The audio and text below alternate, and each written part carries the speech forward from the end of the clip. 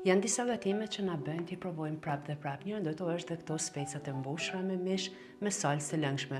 Për mua gjithmonë mbetën të preferuara. Po ju, a do i provoni? Specat mund t'i zgjatni sipas dëshire. Unë pëlqej këto somborkat pak të djegës. Fillimisht i hapim dhe i pastrojmë mirë, në blender bashkojmë qepën dhe majtanozin, pasi i bluajmë, i hedhim tek mishi, shtojmë orizin, shtojmë një lugë gjelle me lmesa shtesë nga bonafide për specat e mbushur. Shtojmë pasën e domateve, krip dhe piper të zi, vaj ulliri, piperin në kuq, mishin e përziej mirë, specat i mbushim në këtë mënyrë, pastaj i rëndisim në tenxhere.